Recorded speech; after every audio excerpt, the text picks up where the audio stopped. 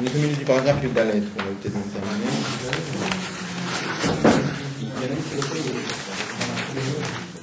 Si on va reprendre très rapidement le Yudalet, on va le survoler parce qu'on l'avait déjà lu une fois. Donc on voulait expliquer, on voulait montrer comment le Pirouche de Chassidut donne la Chayut fait et éclaircit le Pirouche de Moadéani tel qu'il est d'après le Remez. Quel était le Pirouche de Moadéani d'après le Remez? C'était de la même façon que Akadosh Baruch Hu nous rend la Neshama tous les matins. Cette Neshama qu'on lui a confiée le soir avant de dormir, il nous la rend tous les matins, bien qu'en vérité on est plein de dettes envers lui et qu'on ne lui paye pas ses dettes, et quand même tous les matins il nous rend la Neshama. Alors on dit c'est la même chose aussi pour un homme. Un homme, quand il confie un objet à garder, un picadone, à un gardien, et que d'autre part il a des dettes envers le gardien, alors on pourrait croire qu'au moment où le gardien doit rendre l'objet qui lui a été confié, il pourrait dire à l'autre, écoute, tu me dois plein d'argent, alors tant que tu ne m'as pas rendu mon argent, je garde ton objet. On nous a dit qu'on ne doit pas le faire. De la même façon qu'Akadosh Baruch Hu tous les matins rend la Neshama malgré les dettes, de la même façon aussi nous on doit rendre l'objet. Ça c'était le Pirouche de Moadéani d'après le Remez. Et c'est ça, pour ça on dit Rabbaï Munatecha, grande est la confiance en toi, c'est-à-dire grande est la confiance en toi, c'est-à-dire on voit qu'on te donne à garder tous les matins, tous les soirs on te donne un picadone, c'est la Neshama et tu nous la rends. On voit à combien on peut avoir confiance en toi parce que tout le temps tu nous la rends. On avait demandé, on avait dit qu'a priori cette halakha là qui dit qu'on ne doit pas garder le picadone, même si l'homme qui a confié l'objet est plein de dettes, on a dit c'est quelque chose qui est absolument pas logique.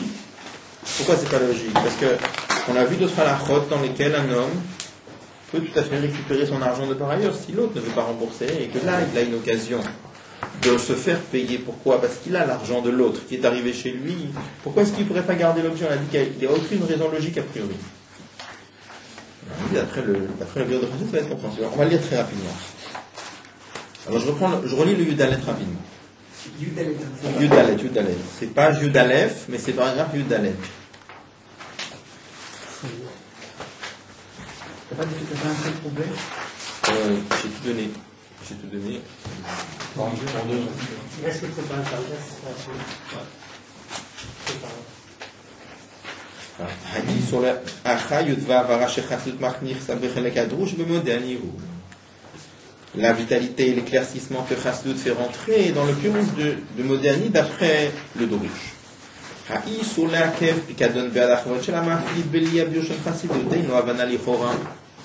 L'interdiction qui nous est faite de retenir un objet qui nous a été confié en invoquant comme motif que l'autre a plein de dettes, a priori c'est quelque chose qui n'est absolument pas logique. Pourquoi c'est pas logique? Mais Kevan Shamafrit Chayav Lomamon, étant donné que l'homme qui a confié son objet doit de l'argent au gardien, il n'a aucune façon de se faire payer. S'il a une occasion de récupérer son argent, pourquoi est-ce qu'il ne pourrait pas utiliser cette occasion? Quelle différence avec un objet qui lui a été volé?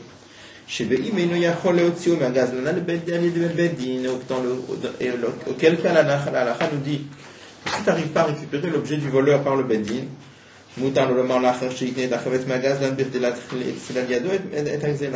on peut utiliser une façon détournée, même si on n'arrive pas à le tirer par le Beddin, on peut utiliser une façon détournée comme on l'avait expliqué l'autre fois. Puisqu'on peut utiliser une façon détournée pour récupérer son argent, la même chose ici, j'ai l'argent qui arrive chez moi, pourquoi est-ce que je ne pourrais pas faire pression en lui disant je ne te rends pas ton dépôt tant que tu ne me rends pas ma dette?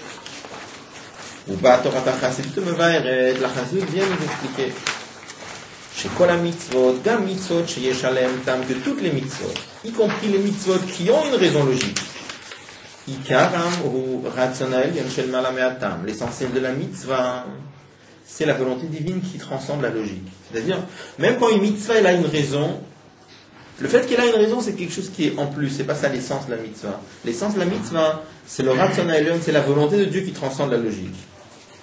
Qui a, regardez cette parenthèse, qui a ratson gamchu ba betam nishahu bimhuto ou bipshituto. Parce que la volonté d'Akadosh Baruch Hu, même quand elle descend dans la logique, elle reste une volonté qui est au-delà de la logique. Et c'est pour cela, gam mitzvot de mishpatim, même les mitzvot qui sont logiques, On sait que dans la Torah, il y a deux sortes de mitzvot. Je n'explique les exactement trois, mais il y a des mitzvot logiques.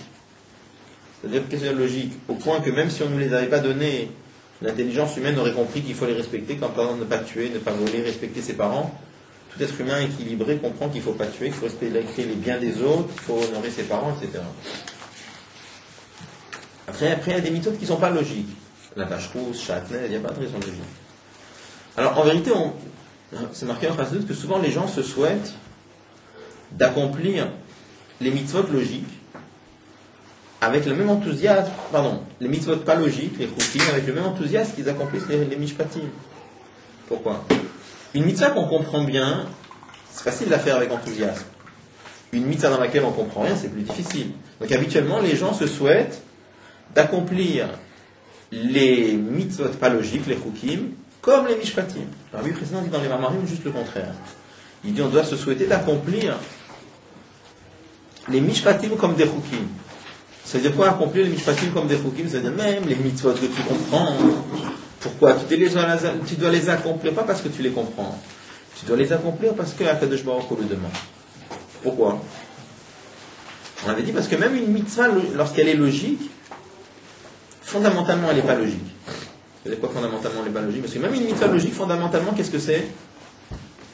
C'est le Ratzon HaElyon. C'est la volonté d'Akadosh Baruch Hu, qui n'a rien à voir avec la logique. Absolument rien à voir. Mais il se trouve qu'il y a des mitzvot pour lesquels Akadosh Baruch Hu a voulu que sa volonté descende dans la logique.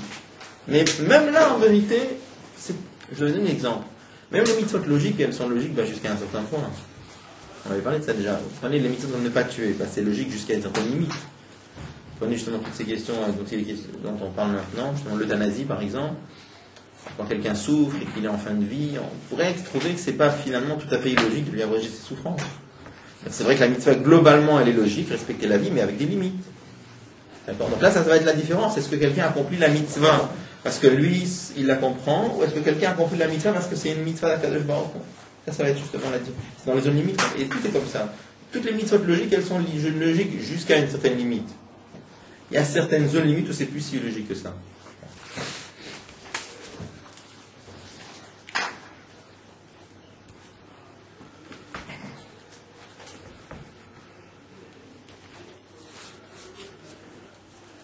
Seulement. Les mitzvot qui ont une raison logique, mais qui puisque la volonté de Dieu s'est habillée dans la logique. C'est pour la raison pour laquelle la Torah les appelle par le nom de Mishpatim. On doit les accomplir aussi pour la raison. Qu'est-ce que ça veut dire on doit les accomplir pour la raison? Parce que, je l'ai dit la dernière fois, si quelqu'un accomplit une mitzvah sans la raison, uniquement parce qu'Akadosh Baruch Hu le demande, c'est déjà pas mal, mais ça reste insuffisant. On avait fait ces notes dans le Rambam, vous vous rappelez? La Gemara dit Al Yom Harad, c'était le rachid de la fin de la paracha de Kedushin, de Chitat, hier. Un homme ne doit pas dire, dit la Gemara, Iafshi bevasach hazir, la viande de porc ça me dégoûte dans le repas. Il faut dire Afshi, ça ne m'aurait pas dérangé d'en manger. Mais qu'est-ce que je peux faire si mon père qui est au ciel m'interdit de le manger? Bon, en résumé, la Gemara nous dit clairement que c'est mitzvot. Tu ne dois pas dire que moi, de moi-même, je suis écœuré par cette viande, je ne veux pas en manger. Mais pourquoi je le fais? Parce que parce que mon père qui est au ciel a décrété. Bon. Là-dessus vient le Rambam. Et le Rambam nous dit tout ça, on parle que pour les chukim, mais pas pour les mishpatim. Parce que si quelqu'un dirait pareil pour les mishpatim, ça serait un homme qui est mouchrat, qui est corrompu. Ça veut dire quoi? Imaginez quelqu'un qui dirait, ça ne me dérangerait pas de tuer et de voler. Ou ma'aseh, mais qu'est-ce que je peux faire? Mon père qui est aux cieux m'a interdit. Ça pose un problème. Pourquoi ça pose un problème? Parce que si un homme dit, il a ce sentiment que le fait de tuer et de voler, ça ne le dérange pas, et il le fait pour une seule raison, parce qu'Akadosh Baruch Hu a interdit, c'est déjà pas mal, vous allez me dire, on est d'accord, c'est déjà pas mal. Donc ça veut dire qu'un homme, c'est un homme qui est soumis à Akadosh Baruch Hu, mais c'est un homme qui est pas fin, c'est un homme qui est très grossier. Il est soumis, c'est déjà pas mal, on est d'accord. Mais il y a la notion de bitoul et la notion de zichour. Il y a la notion de soumission et la notion de raffinement. C'est un homme qui est soumis à Kadosh Baruch Hu, puisqu'il obéit. Mais c'est pas un homme qui est fin, c'est un homme qui est grossier, puisque de lui-même, il aurait été prêt à tuer, à voler. Donc c'est pour ça que il y a des mitzvot pour lesquels Akadosh Baruch Hu a voulu qu'il y ait une raison logique, c'est-à-dire Akadosh Baruch Hu a voulu que aussi tu ressentes le bien fondé de la chose. Il a voulu que ça rentre dans la... Donc à la fin, ça revient à dire, toutes les mitzvot, c'est le ration d'Akadosh Baruch Hu. Mais il y a des mitzvot pour lesquels Akadosh Baruch Hu a voulu que ça pénètre la logique de ce monde-là. Il y a des mitzvot pour lesquels Akadosh Baruch Hu... Donc c'est-à-dire même un homme de la rue comprend qu'il ne faut pas tuer, pas voler. Il y a des mitzvot pour lesquels Akadosh Baruch Hu a voulu que ça pénètre la logique, mais la logique de la Gemara. C'est quelqu'un qui va étudier la Gemara, il va comprendre ces mitzvot. Quelqu'un qui n'étudie pas la Gemara, il ne comprendra pas.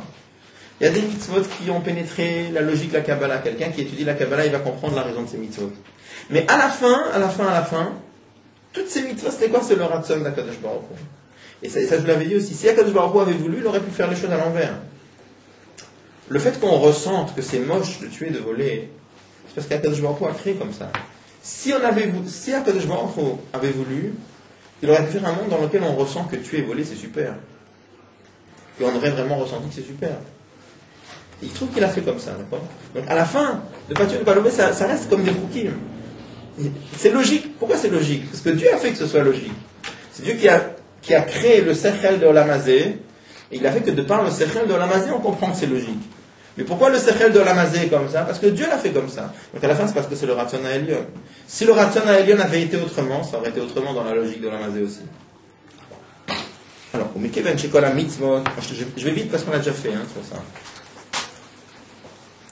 Au Mekeven Shekola Mitzvot Inyanamo Ratson HaKadosh Baruch Hu, puisque toutes les mitzvot à la fin, leur contenu profond, c'est quoi? C'est le Ratson d'HaKadosh Baruch Hu. Regardez ces mots-là. Shehu Yitbarech Urtzonoecha, des dieux et sa volonté, ça fait un. C'est une seule chose. Arrête. Keshem Shebo Yitbarech Ein Shayach Lo Marshu Bishvil Eizot Achlit Acheret Chas V'Shalom. De la même façon que Dieu, on ne peut pas dire que c'est un moyen pour atteindre un but. Ken Gam Mitzvot Avenam Bishvil Eizot Achlit Acheret. De la même façon, les mitzvot de Dieu qui font un avec lui, c'est pas un moyen pour atteindre un but.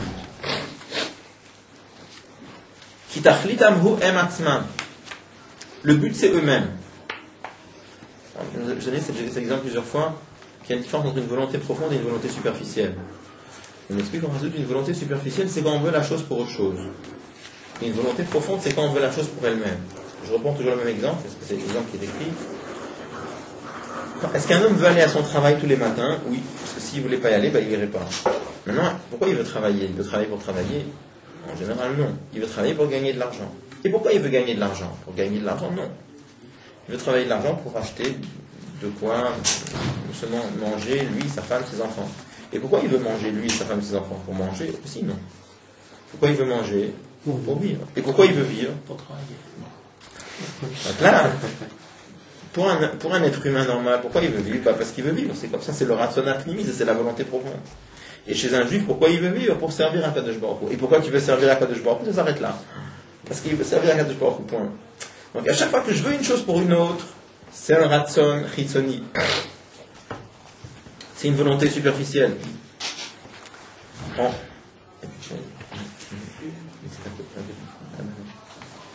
Mais quand on veut la chose pour elle-même, c'est une volonté profonde. De la même façon, quand on dit qu'Akadosh Baruch Hu veut les mitzvot, si tu dis qu'Akadosh Baruch Hu veut les mitzvot pour atteindre tel et tel et tel but, ça voudrait dire, si ce but-là, je reprends l'exemple d'abord, si un homme il pouvait gagner de l'argent sans travailler, est-ce qu'il serait d'accord? En général, oui. D'accord? Parce que le but, c'est pas de travailler, le but, c'est gagner de l'argent. Et s'il pouvait manger sans argent, est-ce qu'il serait d'accord aussi? Bah oui. D'accord? Et s'il pouvait vivre sans manger, aussi, il serait d'accord. De toute façon, si tu dis que les mitzvot, c'est un but pour atteindre, c'est un moyen pour atteindre un certain but, bah, c'est-à-dire que si je peux atteindre ce but autrement, ou imaginons le jour où j'ai atteint le but, on arrête les mitzvot. D'accord? En réalité, on nous dit dans la Lacha, le Rambam nous dit que les mitzvot, ça ne va jamais changer, ça reste quelque chose d'éternel. Qu'est-ce qu'on comprend de là? Comme ça, le Rabbi explique le Rambam. On comprend de là que les mitzvot, c'est pas un moyen pour atteindre un but. Si c'était un moyen pour atteindre un but, ben, le jour où on atteint le but, on arrête. Ben, on te dit non. Parce que les mitzvot, ça même, c'est la volonté profonde d'Akadosh Baruch Hu. Pourquoi il veut les mitzvot pour les mitzvot? C'est pour ça que les mitzvot, ça va continuer. Même quand Mashiach sera là, tout le temps, on va continuer les mitzvot. Ça même, c'est le but. D'accord? Il n'y a pas un sujet comme quoi il y a certaines fêtes qu'on ne fera pas à la fin Alors on explique tout ça, c'est... Quand on dit que les mitzvot, que les fêtes seront annulées, on explique que ce n'est pas annulé dans la pratique des mitzvot. C'est marqué que toutes les fêtes seront annulées sauf Hanouka et Purim. On explique que ce n'est pas qu'on va annuler la pratique des mitzvot, mais ça veut marquer que la lumière que les mitzvot elles amènent, elle sera annulée par rapport à la lumière ambiante. Comme quand quelqu'un allume une bougie en pleine journée, ça ne donne rien de plus.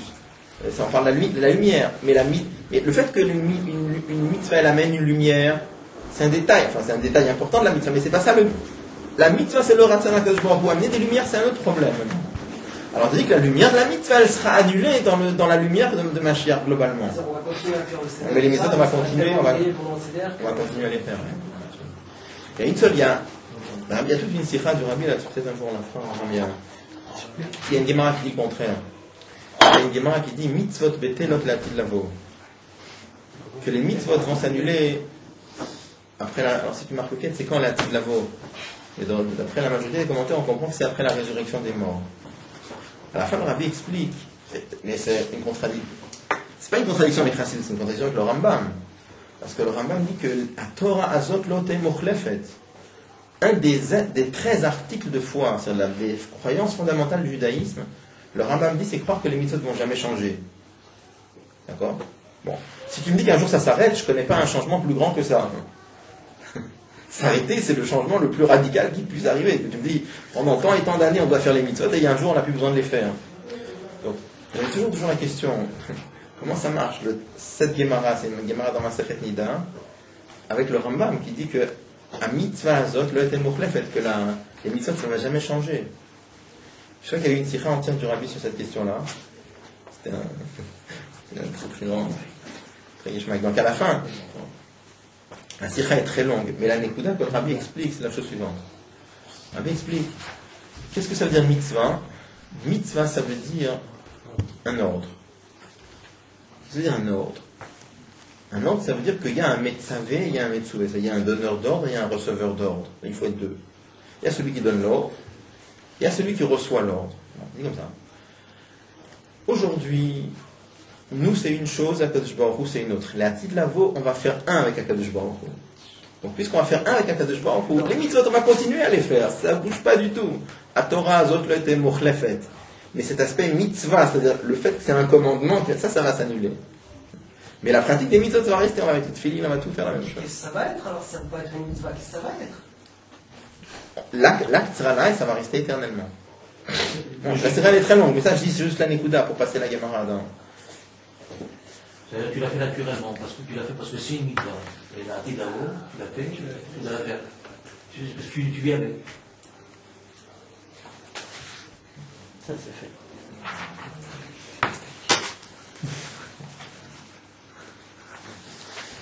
Alors, ou Benoga, en ce qui concerne notre sujet à nous, mitzvah tashavat pikadon, la mitzvah de rendre un dépôt. C'est quand un homme t'a confié un objet, il y a une mitzvah d'ashavat de rendre.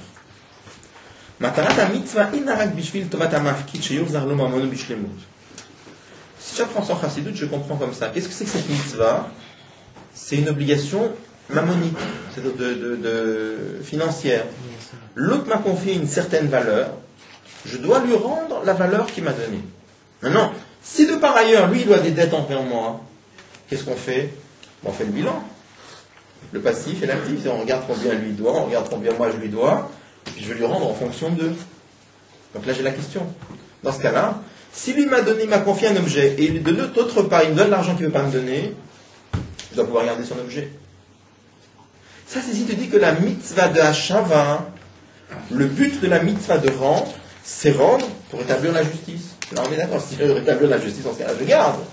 J'ai plus la mitzvah dans ces cas-là.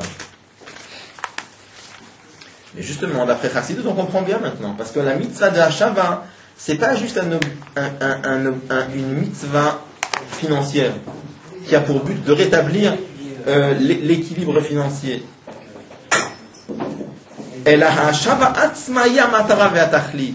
Mais le fait de rendre, ça même c'est le but en soi. Akadosh Baruch Hu a voulu une mitzvah de rendre.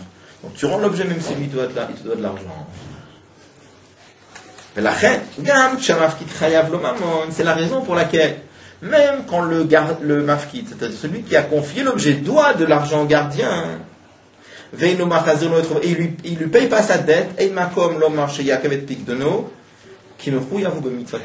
peut pas lui tenir l'objet parce qu'il a une obligation de rendre.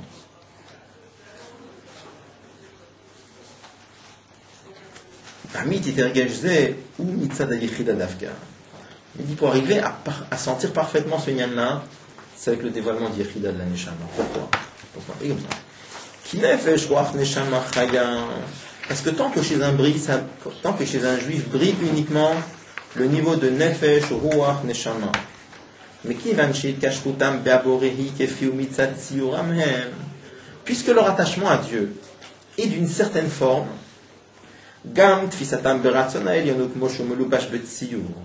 leur façon d'appréhender la volonté de Dieu, ils n'appréhendent pas à l'état pur, ils appréhendent la volonté de Dieu telle qu'elle aurait une certaine forme aussi. On va expliquer tout de suite. C'est seulement le niveau de Yechida qui n'a aucune forme. Elle n'a aucun but en soi. Son attachement à Dieu, c'est à cause de Dieu. De par c'est ce niveau-là qui peut vraiment sentir la vraie notion de Ratzon Ha'elyon, telle qu'il est dans sa simplicité, qui n'a d'autre but que lui-même. Ça veut dire quoi? Quelle différence il y a entre Nefesh, Ruach, Neshama, Chaya d'un côté et Yechida de l'autre côté? Les 4 premiers niveaux, c'est l'attachement à Dieu d'une certaine façon. Ça veut dire quoi? Nefesh, on avait dit, c'est l'attachement à Dieu comment? Par la soumission et la pratique. Ruach, c'est quoi? C'est l'attachement à Dieu par les sentiments, l'amour et la crainte. Neshama, qu'est-ce que c'est? C'est l'attachement à Dieu par la compréhension. Chaya, qu'est-ce que c'est? C'est l'attachement à Dieu par la volonté. Donc, le point commun entre tous ces niveaux-là, c'est quoi? C'est l'attachement à Dieu d'une certaine façon, à travers quelque chose. Yechida, qu'est-ce que c'est? C'est l'attachement à Dieu infini sans aucune forme. C'est pas l'attachement à Dieu d'une certaine façon. C'est ce niveau de la Neshama qui fait un avec Dieu. Donc pourquoi il est attaché avec Dieu? Parce qu'il est attaché avec Dieu. Il y a un niveau où tu es attaché à Dieu parce que tu comprends la grandeur de Dieu. Il y a un niveau où tu t'attaches à Dieu parce que tu aimes Akadosh Baruch Hu. Il y a un niveau où tu t'attaches à Dieu parce que tu veux être proche de lui. Il y a un niveau. Mais ça, c'est toujours d'une certaine façon. Il y a un niveau où tu es attaché à Dieu. Pourquoi? Parce que tu fais un avec lui. C'est comme ça. C'est infini. Et ça ne s'explique pas. C'est pas d'une certaine façon. Vous voyez comme ça. Tous ces niveaux-là, puisque leur attachement à Dieu se fait d'une certaine façon, leur perception du Ratzon Ha'elyon, il est aussi d'une certaine façon. Qui est-ce qui peut arriver à percevoir le Ratzon Ha'elyon comme faisant la volonté de Dieu comme étant une volonté pure, débarrassée de tout intérêt, de tout but, de toute autre chose? La volonté de Dieu, parce que c'est la volonté de Dieu, c'est le niveau de l'Écrivain. Donc à la fin, on lui explique pourquoi est-ce que c'est Chassidut qui dévoile cet aspect dans les mitzvot, de dire que les mitzvot, c'est le Ratzon Ha'elyon qui est au-delà de tout, parce que comme Chassidut, c'est le dévoilement d'Yechida, c'est pour ça que c'est Chassidut qui explique cet aspect-là des mitzvot. Tous les livres que on va expliquer que c'est le Ratzon Ha'elyon pour affiner les gens, pour ci, pour ça. Tous les livres que vous allez prendre à part Chassidut, c'est les mitzvot d'Akadosh Baruch Hu pour affiner les créatures, pour toujours un certain but. Là, on te dit c'est les mitzvot d'Akadosh parce que Dieu veut, point. C'est rien d'autre. Au-delà de tout. Et qui peut percevoir ça? C'est que le niveau de Yechida, et c'est pour ça, qui est-ce qui dévoile ça? C'est Chassidut. J'avance parce qu'on l'avait déjà fait ça, d'accord? Donc maintenant, on va faire le Tetvav.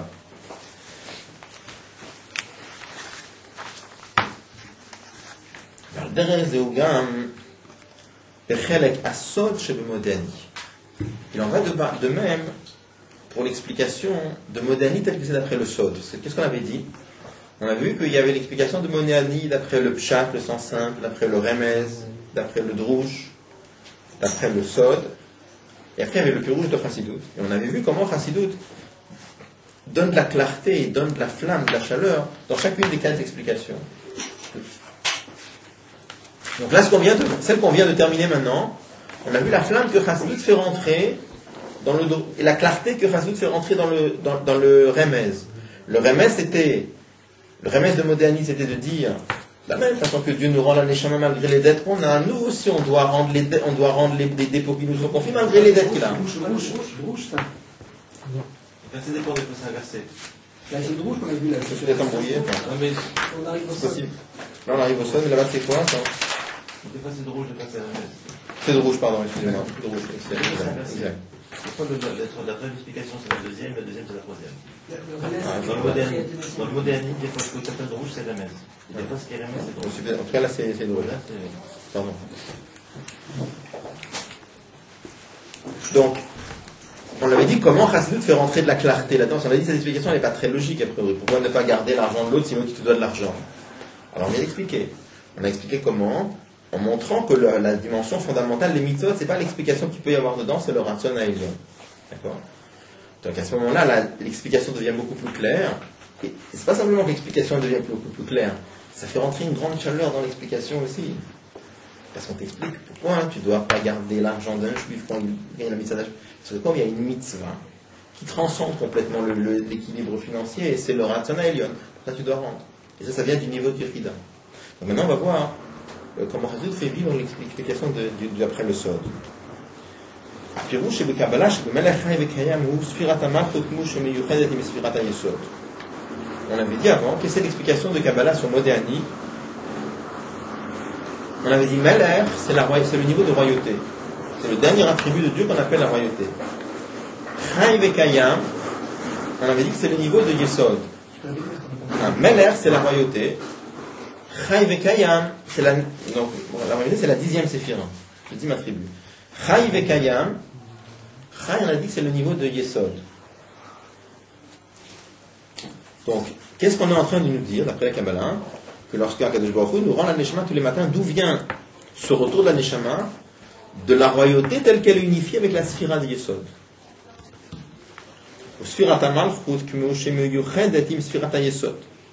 Donc on est en train de parler du niveau de royauté qui est unifié avec la Sphira de Yesod. Et on nous dit que c'est de ce niveau-là que vient le fait qu'on nous rend la Neshama. En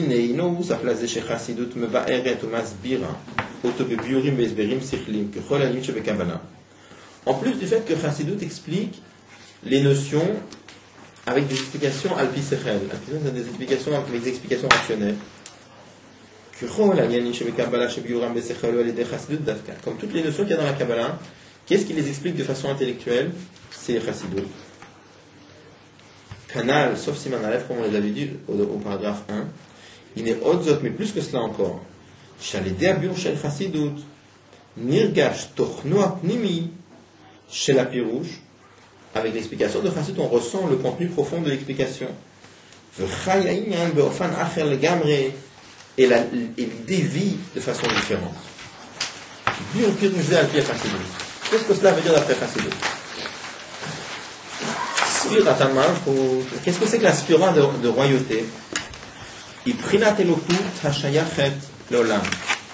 le niveau de divinité qui entre en relation avec le monde. C'est pas Jude Guimel. C'est malin.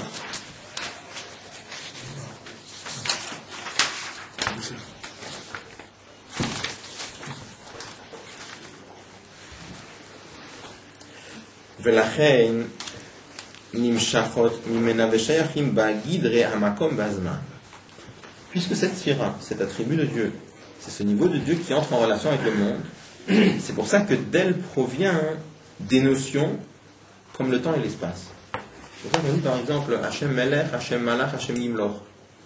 Hachem a régné, Hachem règne, Hachem régnera. Pourquoi? Parce que ce niveau de royauté, c'est ce niveau d'Akadosh Baruch Hu qui rentre dans les limites du monde. Sfirat ha-Yesod, qu'est-ce que c'est que la Séphira de Yesod? C'est ce niveau de Dieu qui transcende le monde. Chez la reine. C'est la raison pour laquelle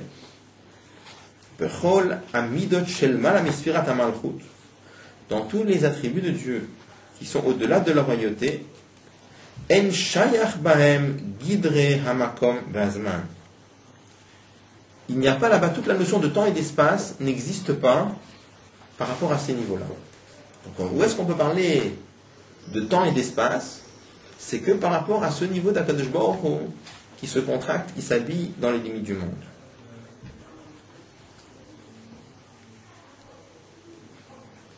Mitzad Gilui Midot Eilu. Et quand brillent ces niveaux-là, Mitbaklim Azman Vamakom Mimtiutam Legamre, le temps et l'espace annulent.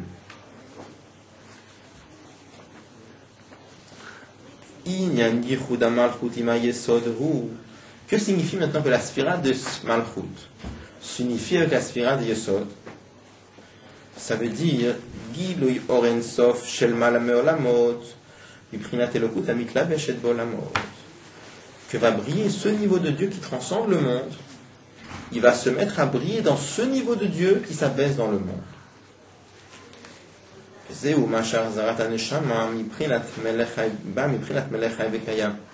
ça qu'on nous dit. On nous dit que le matin, quand Kadosh Baruch Hu nous rend la Neshama, ça vient de quel niveau? Ça vient du niveau de Chai Vekayam, c'est-à-dire de la sphira de Yesod telle qu'elle est unifiée avec Malchut.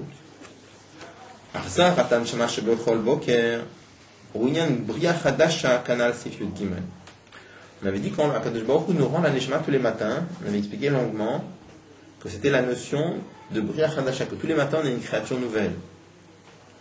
Chidush Yesh Me'ayin. On avait dit que c'était le renouveau du monde entier dans la notion de Yesh Me'ayin.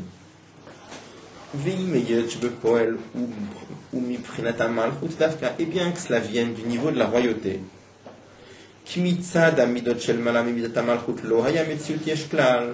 parce que de par les sphirotes qui transcendent Malchut, qui sont au-delà de la Malchut, il n'y a pas d'existence. Le Cholze, malgré cela, la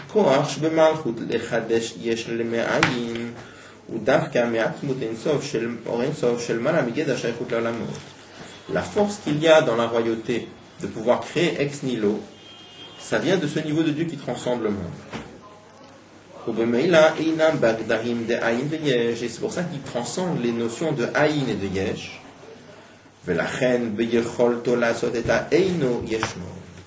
C'est pour ça qu'il est capable de transformer le il n'y a pas en il y a.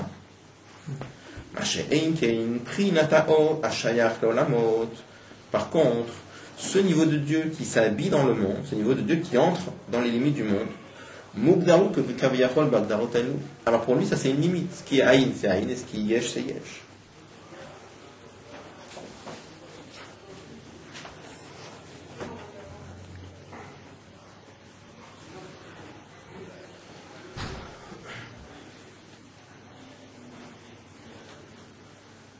Pour nous, pas pour lui.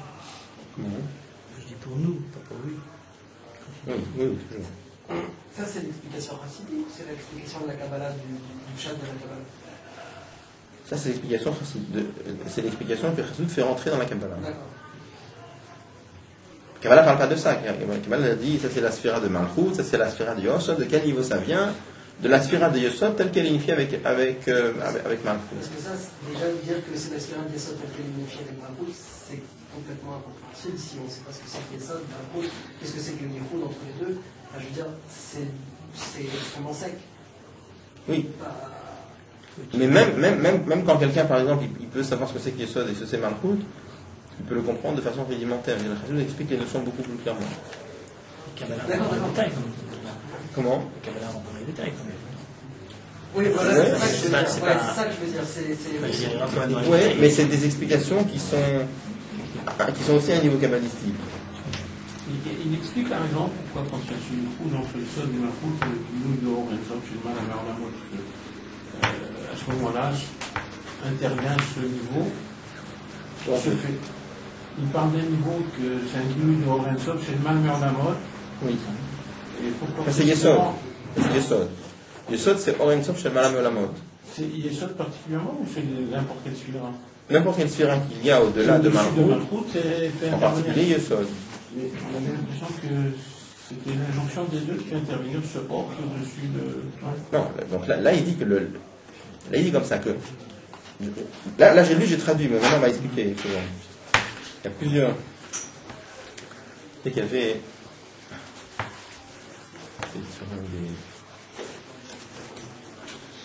sur Rabbi Shlomo de Karlin. C'était le. En fait, c'était le. La Mourazagan avait dit sur lui qu'il est un tefach au-dessus du monde. Hein? Ouais. Vous savez qu'il y a un tefar, c'est le... Quand on veut dire que quelqu'un il plane un peu au-dessus du monde, on dit il est un tefar. Tefar, c'est dans les mesures, dans les Gemara, on utilise souvent ces distances-là. Un tefar au-dessus du monde. Donc, il y a un jour le Tzemar qui avait expliqué ça veut dire quoi. Il dit comme ça que souvent on voit dans la Gemara la notion de Asarat Fachim. Il dit les 10 Fachim c'est les 10 sphirotes. Il dit le tefar qui est lié au monde c'est la sphira de Malchut. Et un tefar au-dessus du monde c'est Sfirat HaYesod. Vous savez que Rabbi Shlomo de Karlin il était un tefar au-dessus du monde, c'est-à-dire qu'il était à la madriga de Sfirat HaYesod. Ça veut dire qu'il est au niveau de Orem Sof qui transcende complètement le monde. On pourrait croire qu'il est 10 cm au-dessus du sol. Mais le Tzemar Tzedek a expliqué, c'est pas qu'il est 10 cm au-dessus du sol. Chez certains tzadikim, c'est un niveau. Dans la création, c'est-à-dire que les midotes, quand le premier jour c'est Chesed, deuxième, donc on est en dessus des deux Malchut, c'est peut-être que les midotes s'habillent dans Malchut, dans la création. C'est pas les midotes. Comment? Tout à l'heure, dans la création, quand on parle des six midotes qui interviennent dans la création, c'est peut-être qu'elles s'habillent dans Malchut, c'est pas peut-être qu'elles sont elles-mêmes. Ouais. C'est plus bas que ce qu'on parle ici. C'est beaucoup plus bas, oui. Bien sûr. Donc, je termine de...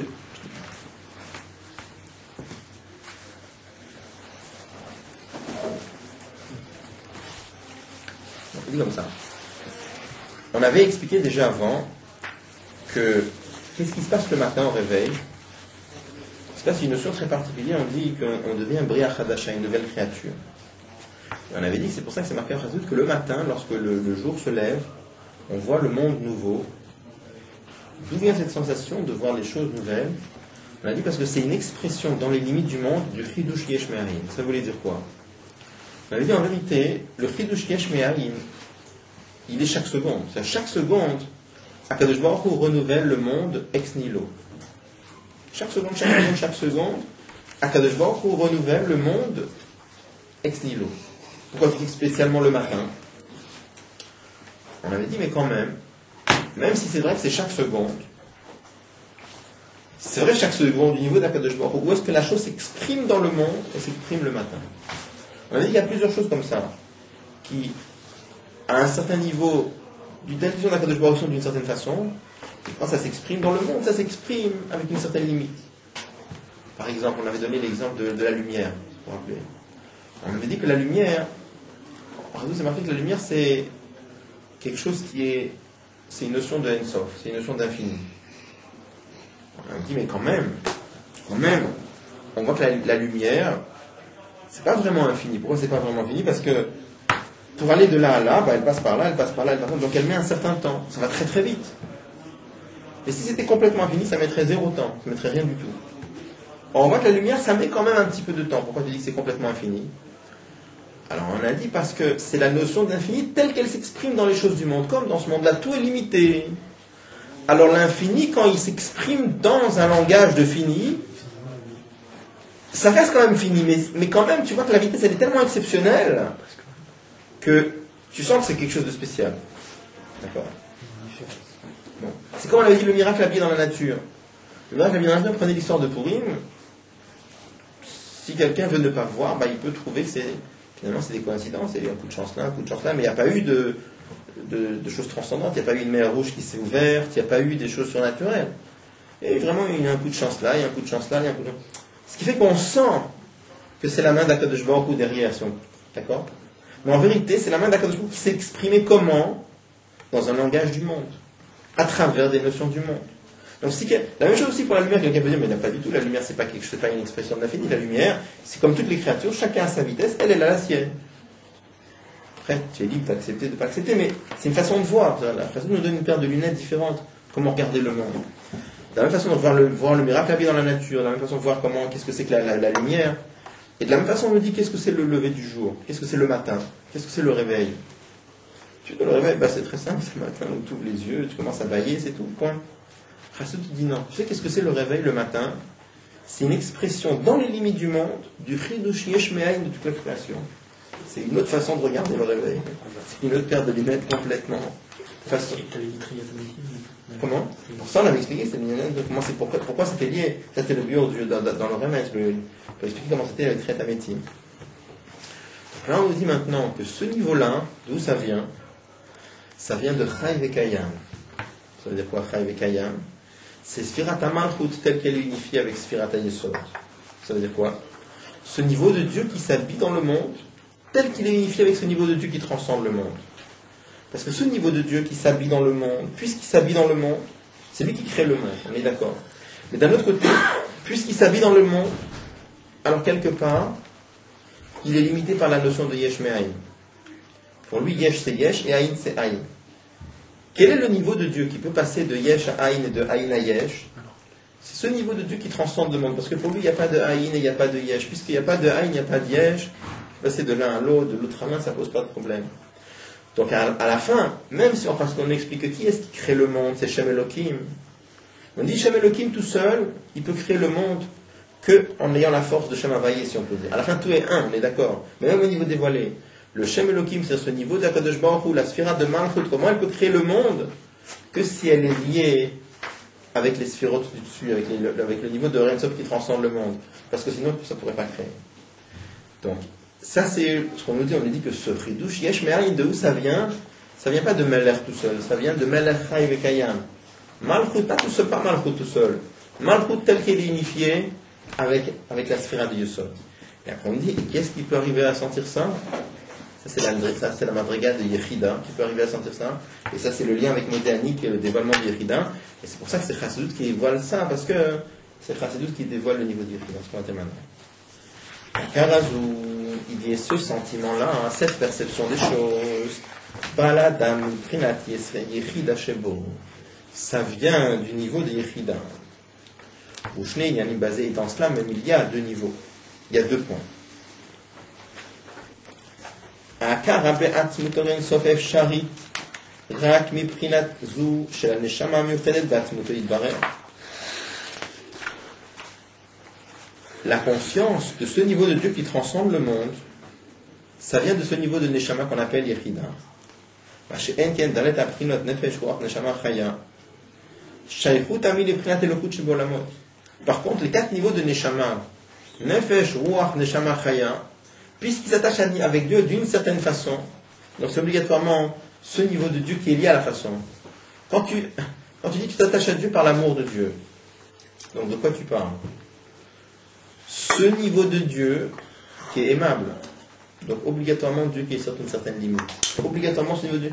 Quand tu dis, je me lie à Dieu par l'intellect, donc tu parles de quoi? De ce niveau de Dieu que l'intellect peut percevoir. Automatiquement déjà un certain niveau. Donc, quel niveau de Dieu est en relation avec l'intellect? L'intellect, c'est la création du monde. L'intellect, c'est une des choses que Dieu a créées. Donc, quand tu parles de ce niveau de Dieu qui est en relation avec l'intellect, tu parles obligatoirement de ce niveau de Dieu qui est lié avec le monde. Maintenant, tu veux percevoir ce niveau de Dieu qui n'a rien à voir avec le monde. Comment tu peux arriver à une chose pareille? Que par ce niveau, ça c'est qu'un juif qui peut avoir ça, et encore, comment il peut l'avoir? Que par ce niveau de Neshama qui transcende le monde, c'est-à-dire le niveau de Yechida. C'est-à-dire qu'un goy n'a pas la Yechida? Non.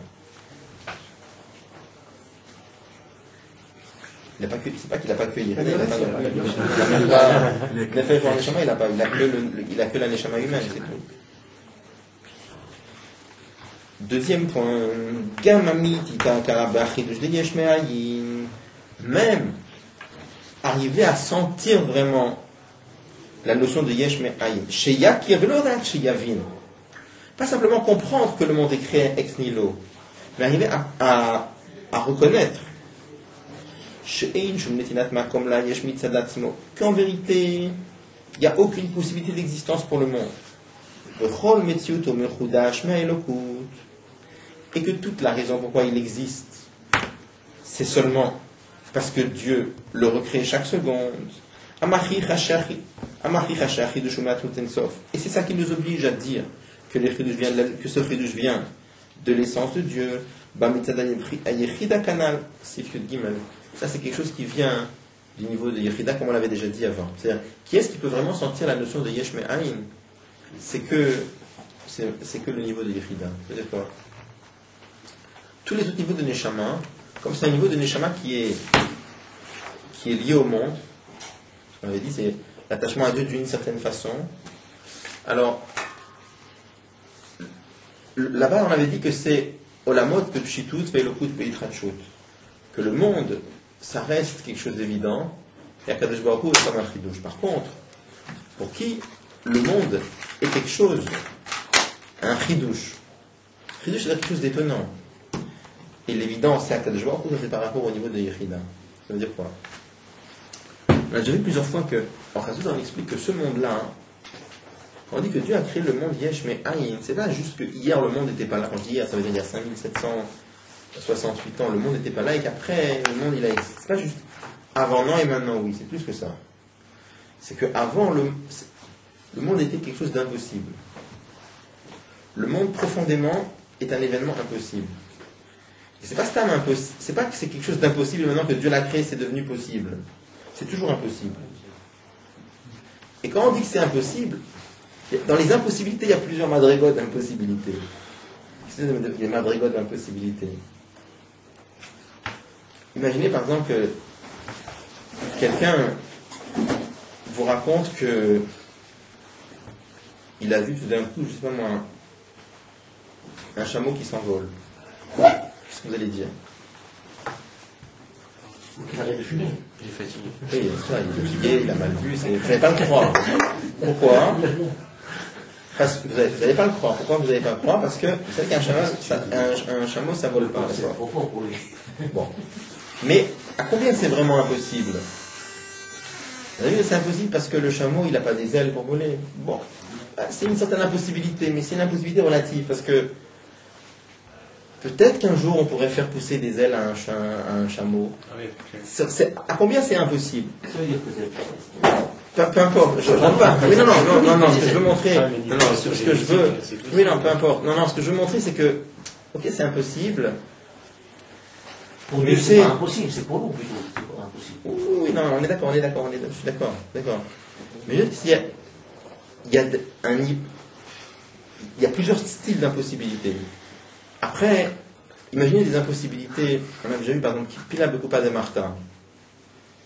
Quelqu'un vous dit, par exemple, qu'il a vu un éléphant passer par le trou d'une aiguille. Alors c'est aussi impossible.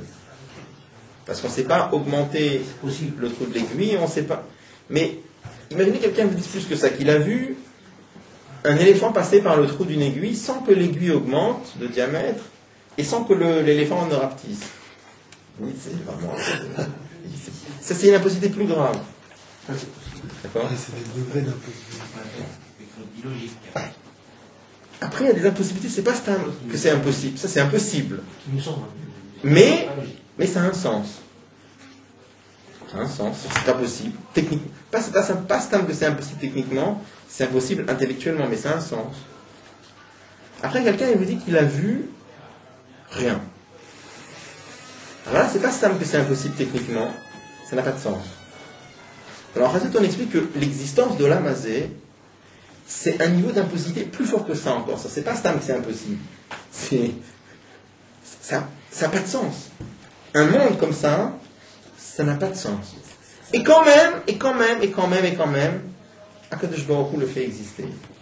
Et pour pouvoir faire exister ça, c'est tellement impossible qu'il faut le faire exister comme Chol Rega V'Rega.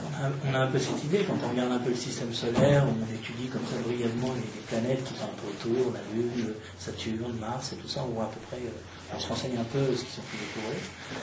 Et qu'on fait comme ça un flashback sur la Terre, on se demande aussi qu'est-ce qu'elle a à voir la Terre parmi tout ça, quoi. Je veux dire, quand on fait un rapport entre les autres planètes, on arrive à voir c'est pas. Je veux dire qu'on sent que c'est impressionnant. Ouais, on sent que c'est impressionnant. C'est le fait qu'on se sent comme des existences à part qui fait que c'est tout ça.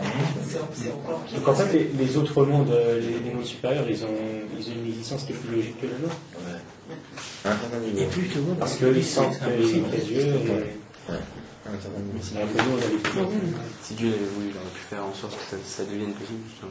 C'est encore une série de révélations. Cette histoire d'atmosphère, de couche d'ozone, de tout ça, c'est quand même incroyable, quoi. Par rapport à ce qui entoure le coin. Par contre, nous on est tellement habitués à ces idées-là. J'ai déjà eu l'occasion de faire avec Néoïm, c'est impressionnant. C'est-à-dire que c'est rien d'étonnant dans le monde, quoi. C'est rien d'étonnant. C'est un niveau que vraiment j'arrive pas à comprendre. C'est très impressionnant. C'est-à-dire que c'est, comment dire, ne comprend même pas ce qu'on cherche. Quand on se demande d'où vient le monde, mais ça a toujours dit ça. C'est un niveau de compréhension qui est d'une grossièreté incroyable. Ça même, c'est impressionnant. C'est Guido Ilokoud, c'est tellement c'est impressionnant. D'accord, que ça puisse exister des gens à tel point ils ne se posent pas de questions. Quoi. Mais c'est impossible parce qu'il y a Dieu et qu'il n'y a rien dans l'autre Dieu, c'est ça. Le monde, il y a une chose impossible, inconcevable, parce qu'il y a Dieu qui est présent absolument partout. Et donc il n'y a pas une place pour autre chose. C'est pour ça que c'est impossible. C'est ça qu'il faut comprendre. Plus que ça encore. Il y a ça. Il n'y a aucune raison. Mais plus que ça encore. Quand je te dis par exemple qu'une chose n'a pas de sens, ça n'a pas de sens parce que Dieu est partout, ça n'a pas de sens parce que ça n'a pas de sens. Il n'y a aucune raison. C'est vrai que par rapport à Dieu, c'est une chose, et c'est pas juste parce que Dieu dérange. La chose en soi, elle n'a pas de sens. Mais bon, on laissera pour une. Hein, juste pour dire en tout cas. Est-ce que notre rôle à nous, est-ce que c'est pour servir Dieu ou dévoiler Dieu? Ça va là, c'est la même chose. Servir Dieu, ça veut dire dévoiler. Nous, on fait partie de Dieu, puisqu'on a l'alliance avec Dieu. Les Juifs. On est là pour dévoiler Dieu. Ça va ensemble, c'est la même chose. C'est une seule chose. Servir Dieu, dévoiler Dieu, et servir Dieu, c'est pareil pour vous? Pas pour moi. Je ne permettrai pas, non, je veux dire, c'est marqué comme ça. C'est la même chose. Oui, parce que c'est marqué comme ça. Je ne dis pas ça parce que ça me fait plaisir de le dire, mais parce que c'est marqué comme ça. Mais notre rôle à nous, c'est de dévoiler. Dévoiler Akadosh Baruch Hu. Dévoiler Akadosh Baruch Hu. Comment on le dévoile? Et comment on le dévoile en faisant les mitzvot? On fait partie de lui, d'une manière ou d'une autre. Mais comment on le dévoile en faisant les mitzvot? Quand on le sert. Oui, mais c'est dévoiler le Torah mitzvot. C'est pas pour lui, on fait. Pas pour lui, c'est-à-dire? Les Torah mitzvot, on ne fait pas pour lui, il n'a pas besoin. Ça, c'est une autre question. Pourquoi il a voulu les mitzvot? Ok, là, c'est encore une autre question. À la fin, c'est pour lui. Il n'a pas besoin, mais c'est pour lui quand même. Mais il n'a pas besoin, mais il a voulu. Ou si vous voulez, il a voulu avoir besoin. On dira des Ça revient là. Ça veut dire quoi? Ça veut dire que ça dépasse l'entendement humain? Merci. Pour faire Comment une maison ici-bas pour lui. L'entendement humain, la compréhension humaine. Bien sûr. Ça, en plus. C'est pas tout le monde qui peut comprendre ce genre de choses. Non, c'est pas que c'est pas tout le monde. On peut pas. C'est plein de comprendre. Oui. Bon. Donc là, finalement, on a terminé l'explication des quatre parties des quatre niveaux de Modéani, en voyant l'explication que Chassidut donne, qui est liée avec Yechida, et comment l'explication de Chassidut clarifie d'abord les quatre autres explications et donne la flamme dans les quatre explications. Maintenant, il dit a Purim chez Chassidut, chez Chassidut, chez Chassidut Bedalet Chelke Apardesh Bemodéani Kshurim Zebazé. L'explication de Chassidut sur les quatre niveaux, elles sont liées les unes avec les autres. Akarat Adam Shachidush Yesh Me'ayin Umeat Motorim Som Shel Mala Me'olamot Habio Bechelek Asot Bemodéani.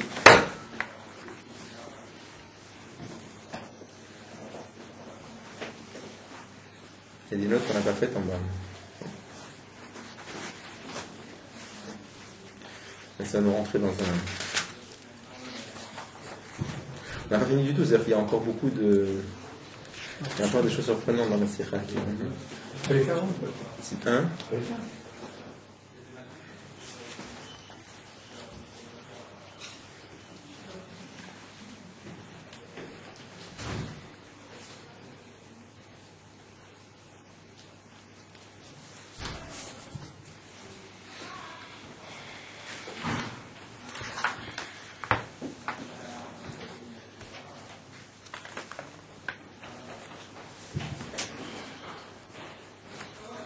La note 105 par exemple, on ne va pas la faire parce qu'elle est très profonde. Très courte. Oui. C'est comme les osphores dans la Gemara, je sais pas remarqué. Les petits osphores sont très compliqués.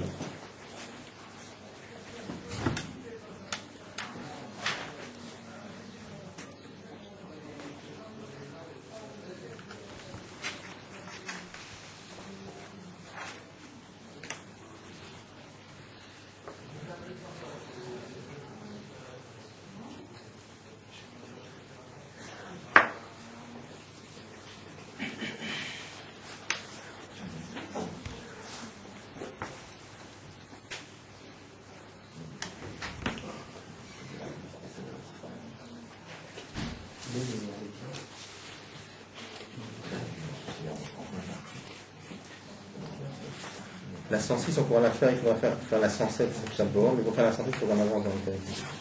Je pense qu'on va s'arrêter ici pour ce soir, et si Dieu, on reprendra donc